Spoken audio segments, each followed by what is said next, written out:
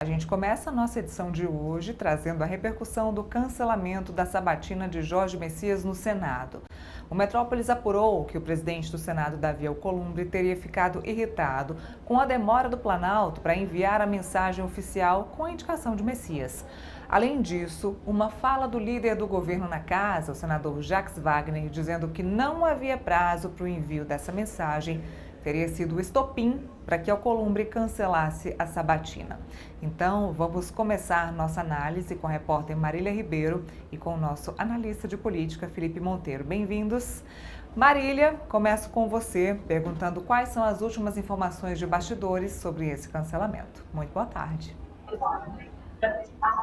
Oi, Neila, boa tarde a você, ao Felipe, a todos que nos acompanham aqui no Contexto Metrópolis. Pois é, ontem nós tivemos esse anúncio do cancelamento feito pelo presidente do Senado Federal, Davi Alcolumbre. Ele colocou aí que o governo federal não formalizou a indicação de Jorge Messias para a vaga no Supremo Tribunal Federal. A gente lembra que a indicação de Jorge Messias aconteceu no dia 20 de novembro. Ela foi publicada no Diário Oficial da União, mas para que o Senado Federal pudesse fazer essa análise, seria necessário aí a formalização dessa indicação.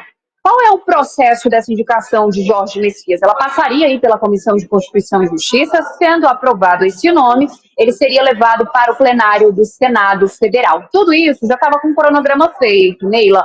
O presidente Davi Alcolumbre marcou para o dia 10, a próxima quarta-feira, mas o governo acabou não encaminhando até o momento essa indicação de Jorge Messias, o que para alguns parlamentares que fazem parte ali da oposição, o governo acabou utilizando de uma manobra. Isso porque Jorge Messias poderia ganhar tempo e, dessa forma, conseguir fazer aquele famoso beijamão, bater em gabinete por gabinete e, assim, conseguir os votos que ele precisa para poder ser aprovado para essa vaga no Supremo Tribunal Federal.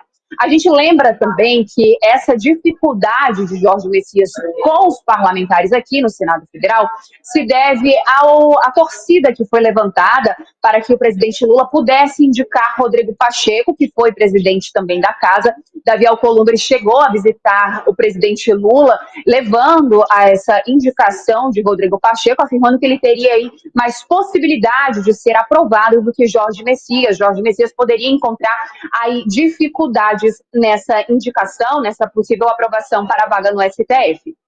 Fato é que hoje o presidente Lula também comentou esse cancelamento feito pelo presidente do Senado Federal, Davi Alcolumbre. O presidente Lula disse que não sabe o porquê dessa polêmica envolvendo a indicação de Jorge Messias para o Supremo Tribunal Federal. Aqui no Senado Federal, Neila, quem é o relator dessa indicação? O senador Everton. Ontem, logo após o anúncio feito pelo presidente do Senado lá no plenário, o Everton conversou com a imprensa e afirmou que havia já falado com o presidente Lula e assim que ele retornasse dessas agendas lá no Nordeste, o presidente Lula deve encerrar essas agendas ainda nesta quarta-feira, ele iria se encontrar com Davi Alcolumbre já nos próximos dias e toda a formalização que é necessária para a análise de Jorge Messias aqui no Senado Federal acontecer, ela pode vir após esse encontro entre Davi Alcolumbre e o presidente Lula. Isso já nos próximos dias, essa foi a sinalização do senador Everton. Então a gente ainda fica nesse aguardar, né, Neila, dessa possível formalização que o presidente Lula encaminha aqui para o Senado Federal. Jorge Messias já esteve aqui no Senado, conversou com alguns dos senadores, veio procurar aí ter os seus votos, lembrando que lá no plenário, para poder ser aprovado, ele precisa de no mínimo 41 votos. A gente reforça aqui também, Neila, traz aqui em lembrança, que um dos indicados que levou mais tempo para poder ser analisado pelo Senado Federal foi André Mendonça. Ele foi indicado à vaga do Supremo Tribunal Federal pelo ex-presidente Jair Bolsonaro. Na época, quem era o presidente da casa também era Davi Alcolumbre, que segurou ali por cerca de 5 meses a sabatina de André Mendonça. A expectativa é de que Jorge Messias, esse nome a ser analisado, leve menos tempo, mas que isso só deve acontecer em 2026, Neila. Bom, eu queria falar com o Felipe sobre esse assunto Jorge Messias, porque já sabemos também que Davi Alcolumbre não é bobo nem nada. Davi Alcolumbre queria sim manter a data de 10 de dezembro, queria dificultar a vida do Jorge Messias, dificultar a vida do governo e do presidente Lula. Ele ficou sim chateado, primeiro, por não ter sido informado de forma formal ou por uma ligação do presidente Lula que haveria aquela indicação do Jorge Messias agora no final de novembro.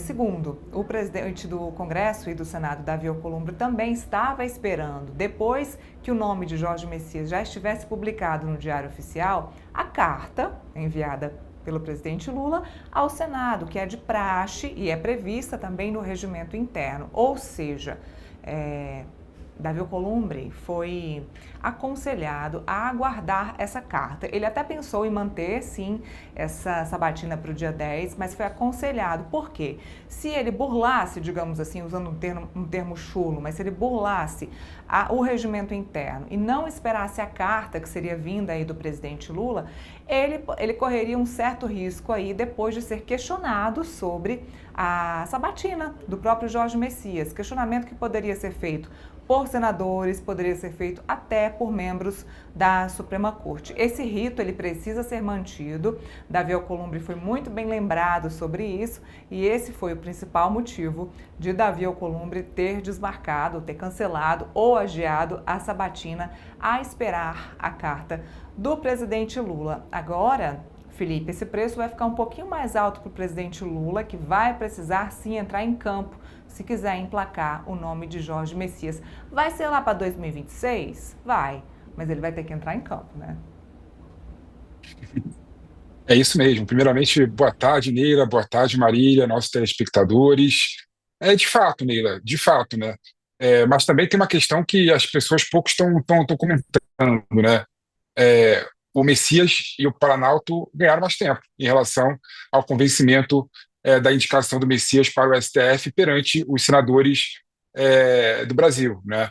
Então isso pode ser uma boa também para o Messias e para o Planalto, né? Mais tempo de negociar, mais tempo de conversa, mais tempo de barganhar. A gente sabe que dificilmente um presidente da República conseguiria, né, perder a indicação do seu indicado para o STF, porque ele tem um poder muito grande, né? Ele indica o primeiro escalão, o segundo escalão, indica a presidência de bancos públicos, presidência de empresas públicas, diretorias, e aí é o que tudo indica, né? O Alcolumbre, ele queria, né, a presidência de alguns bancos públicos para poder defender a indicação do Messias.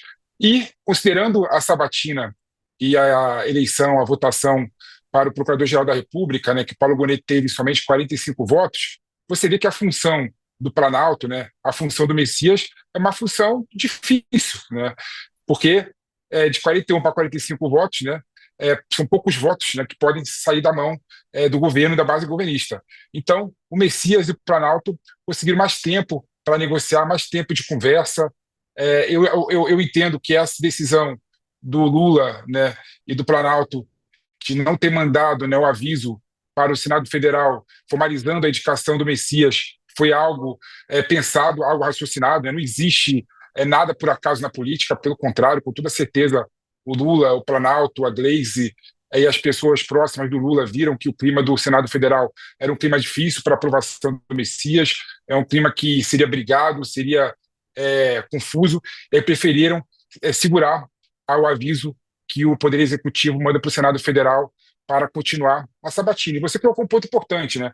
Caso o Alcolumbre ele decidisse seguir, né, com o rito do processo de votação do Messias para ministro do STF, ele poderia ser questionado na Justiça, né? Porque o regimento interno do Senado Federal fala que a sabatina e a votação tem que ocorrer, mas antes tem que ter o aviso do Poder Executivo, né? Então, com toda certeza, ele segurou, né, a sabatina, porque se ele fosse colocar essa sabatina a ser votada de toda forma, ele poderia ser questionado na Justiça, até perante o Supremo Tribunal Federal, né? Então, é uma questão que a gente tem que ficar de olho, Neira. E agora tem um ponto importante, né? E no meu modo de ver, é difícil, ou mais complicado, e ano eleitoral, né, ter alguma votação favorável nesse sentido, né? Até porque, então eu vejo isso como outro óbice. Em 2025, por exemplo, que é ano eleitoral, é muito mais fácil o convencimento dos senadores. Em ano eleitoral, tem tantas variáveis, tem questões federativas, questões eleitorais, e também, modo de ver, torna esse cenário do Planalto ainda mais confuso e complicado para defender a escolha do Messias. Mas a gente sabe, né, que a força e a influência do presidente da República nessa situação é muito grande e provavelmente o Messias será indicado o próximo ministro do STF. O presidente Lula ganha fôlego, Messias ganha fôlego, mas a gente não vê isso como uma vitória. Ao menos eu não vejo isso como uma vitória do presidente Lula, que vai precisar de fôlego para conseguir emplacar um nome para o Supremo Tribunal Federal. Deveria ser uma tarefa fácil para quem tinha como um aliado muito próximo o presidente do Congresso, o presidente do Senado, Davi Alcolumbre. Não vai ser fácil, não vai ser tarefa fácil. Lula vai ter que se reunir sim com Davi Alcolumbre e levando em consideração que tem pautas importantes e caras ao governo dentro do Congresso ainda esse ano, como a Lei de Diretrizes Orçamentárias. Ainda não foi votado. Isso teria que ser votado até o meio do ano. A gente está chegando no fim do ano. A Lei de Diretrizes Orçamentárias ela tem que ser aprovada antes do recesso parlamentar, antes do dia 23 de dezembro, para que o orçamento de 2026 também seja aprovado. Se não tiver aprovação de LDO, não tem recesso parlamentar. Agora, Marília, tem até eles estão querendo até burlar essa questão do recesso parlamentar, tentando emplacar um recesso branco se a LDO não foi aprovada. Existe essa possibilidade? Neila, assim como foi feito em junho, né, para o recesso acontecer, porque a votação da Lei de Diretrizes Orçamentárias, ela deveria ter acontecido, como você disse, logo no primeiro semestre. E aí eles colocaram um recesso branco para, assim, eles poderem tirar aquele período de descanso, mas sem necessariamente votar a Lei de Diretrizes Orçamentárias. Ela está prevista hoje na Comissão Mista de Orçamento para ser analisada, mas antes ela deve ser apresentada aos líderes em reunião hoje, por volta das 3 horas da tarde, na Câmara dos Deputados, onde o presidente Lula, o presidente da Casa, Hugo Mota, vai se reunir com as lideranças e também vamos ter aí a análise, né, a apresentação desse texto que deve ser analisado ainda em 2025. Lembrando que a Lei de Diretrizes Orçamentárias ela é um rascunho para a lei, para a LOA, né, a Lei Orçamentária Anual, isso para já prever os gastos do ano que vem. Mas a gente lembra, Neila, que em 2024, essa votação da Lei de Diretrizes Orçamentárias ela ficou ali bem para o finalzinho do ano mesmo, já na semana do Natal. E aí os parlamentares entraram em recesso, a LOA, que era para ser votada ainda no final do ano, ela acabou sendo votada somente em 2025 e talvez o quadro venha a se repetir também neste ano, Neila.